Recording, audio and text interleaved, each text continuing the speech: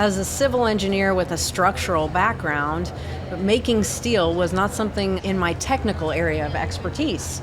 And there were times that I felt like I was the person in the room who knew the least. But it was also so much fun to ask questions and to realize that I was gifted an awesome team. I can bring my business skills into that, and hopefully we're more successful together.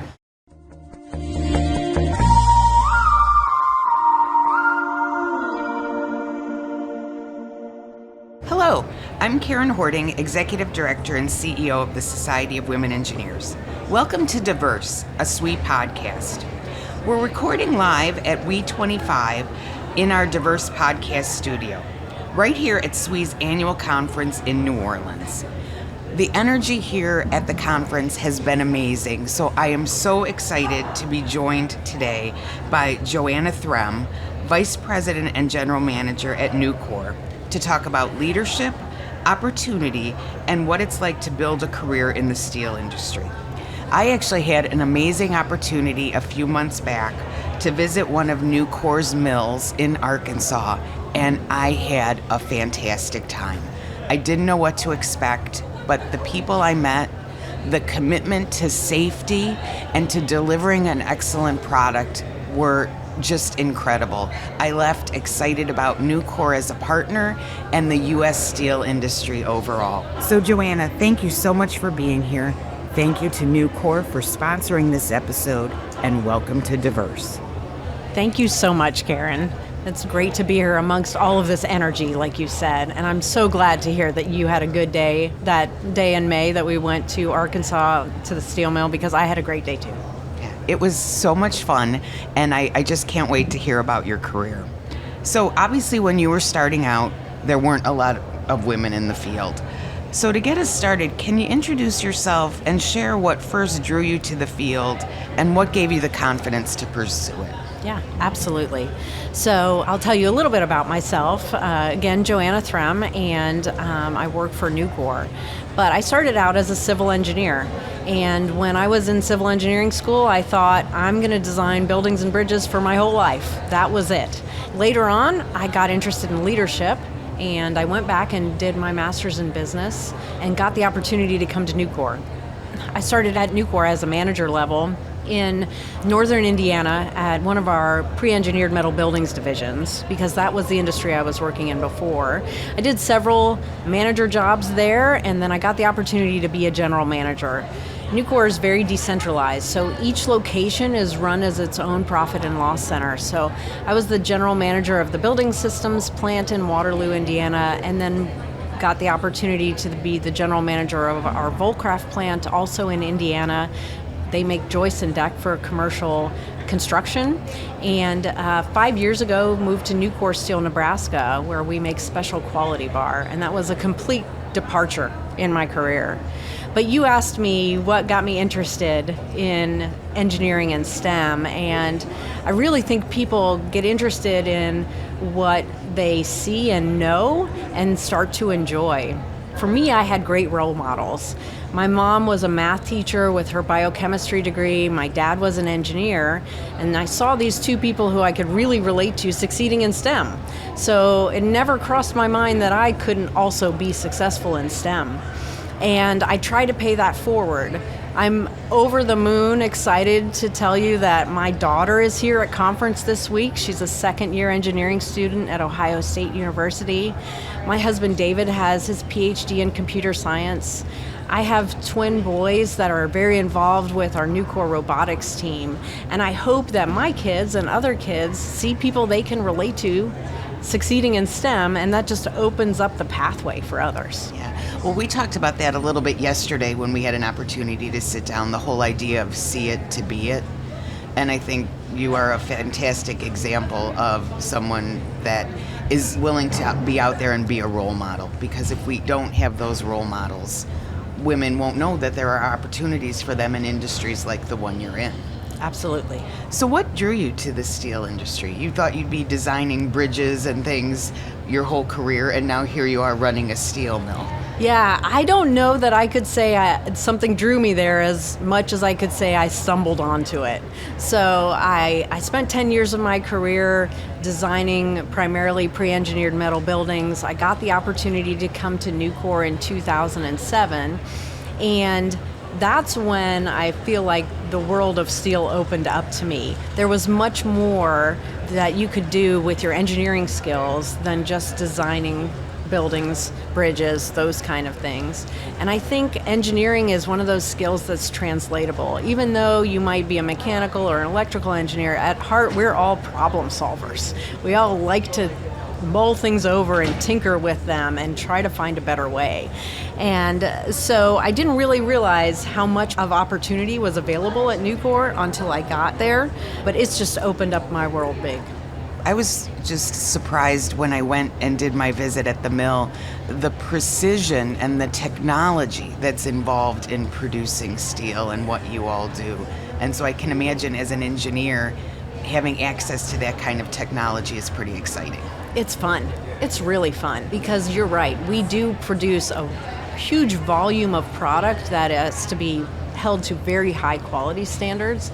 There's a lot of equipment, there's a lot of process challenges, and so even though my background was in civil engineering, not in metallurgy, not in mechanical engineering, I could take that engineering mindset and learn about the business I'm currently in. I even saw some robotics happening. Mm-hmm. Yeah, absolutely. Again, back to the safety issue, right? Yeah.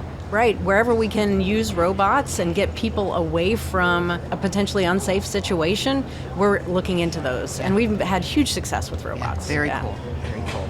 Well, I know from conversations with Nucor folks that you're often located in smaller or rural communities.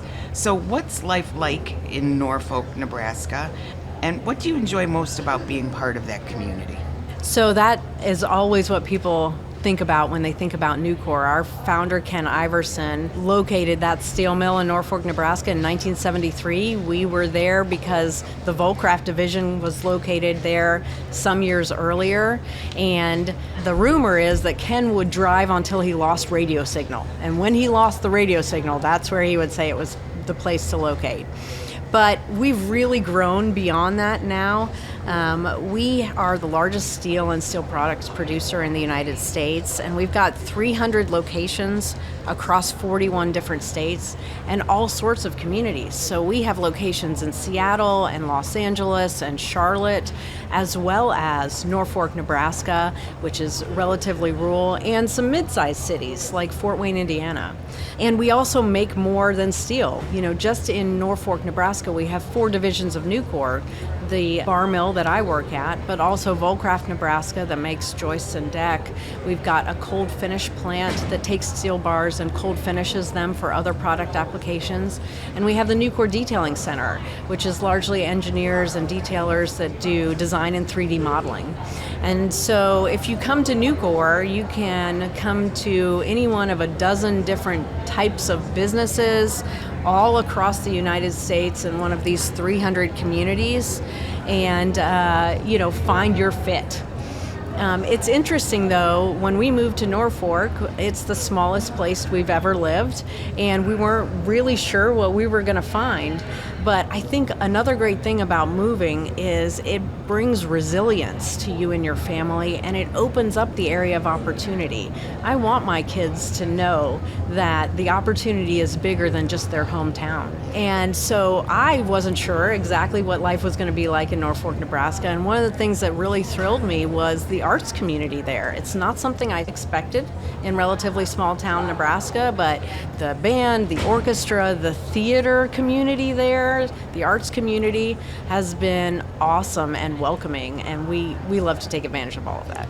I want to drill down just a little bit into the relocation conversation, because I know that's often difficult for women when they're thinking about the next opportunity and if they have a family and what relocation is going to be like. So I know you've said it was pretty successful. Your kids sort of blossomed when they relocated. But what was that initial conversation like? Did you have to pull out a map with a little pin and show them where they were relocating to in Nebraska, and kind of how did that go leading up to the actual move? Yeah, well, of course, we've been having conversations before I got the opportunity, especially between my husband and me, because if you've got a partner, you got to make sure that they're on board with whatever you're doing going forward. And we knew that there might be an opportunity, we just didn't know where. And so we were on board with the opportunity. The initial conversation, there were a few tears, right?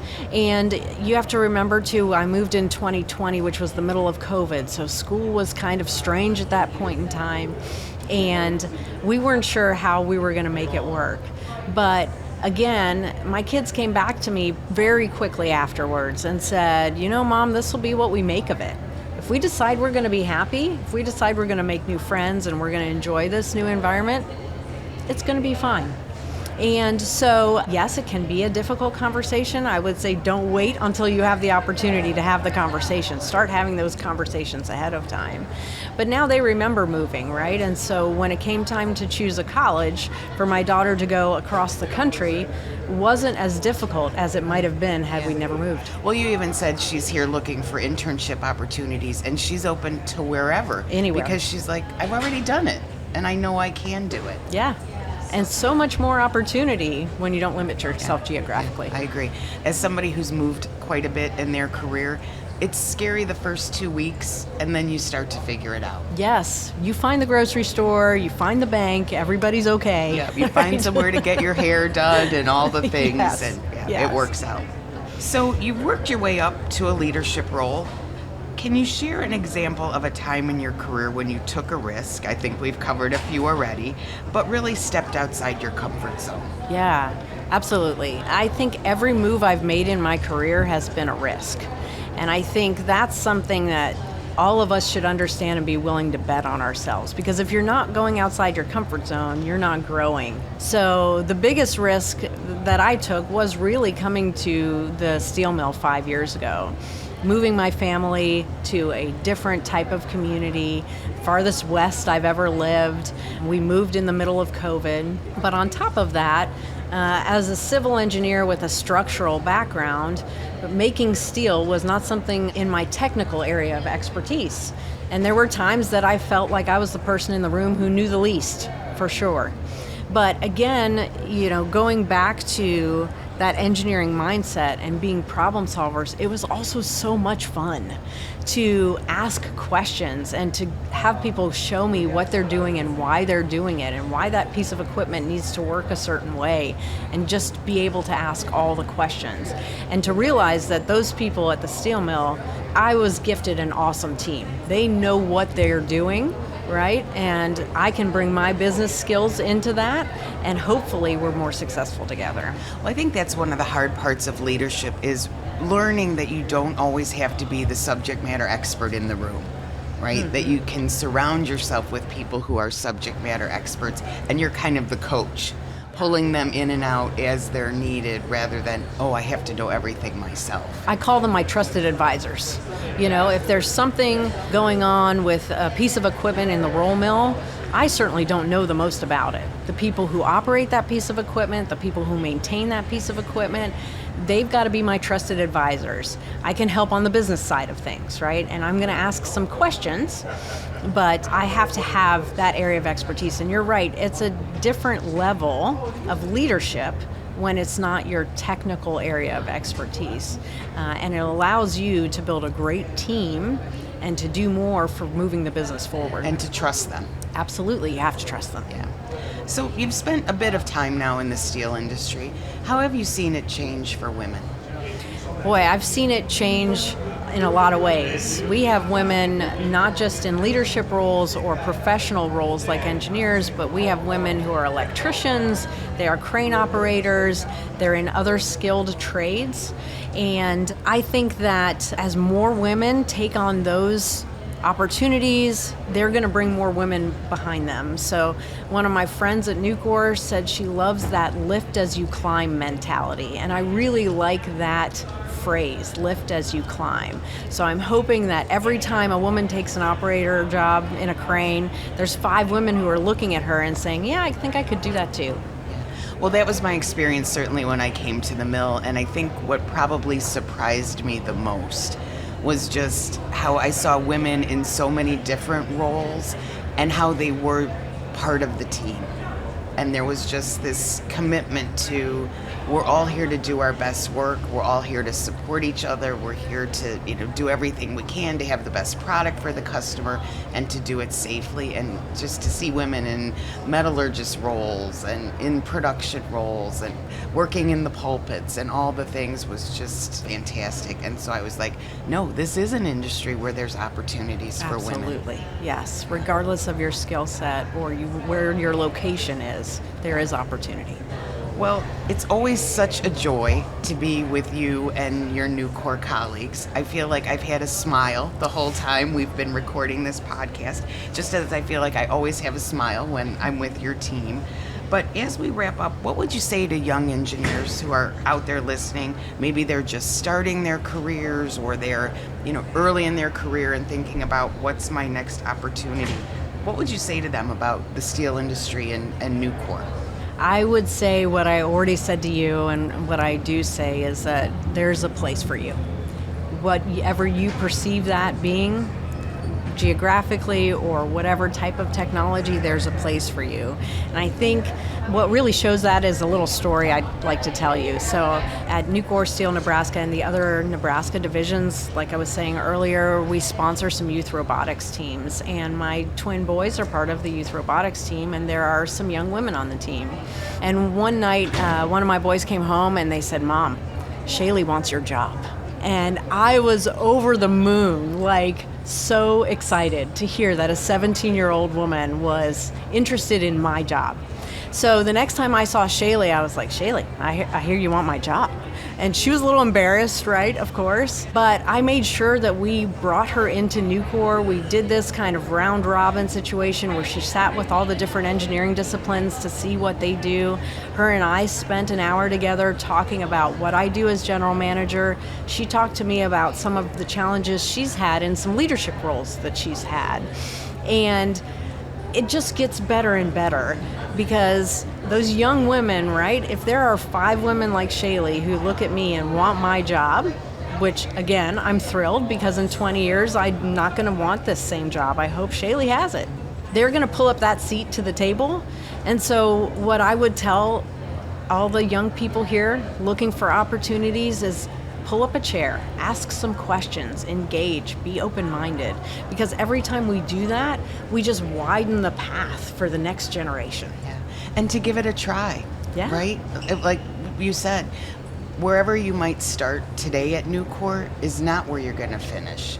There's a whole world of opportunity there, so give it a try. That's Take right. that leap of faith and jump in. And I would say if there aren't 5 Shayleys that want our jobs, we haven't done our job. Right. To pull along that next generation and open some more doors than maybe were opened.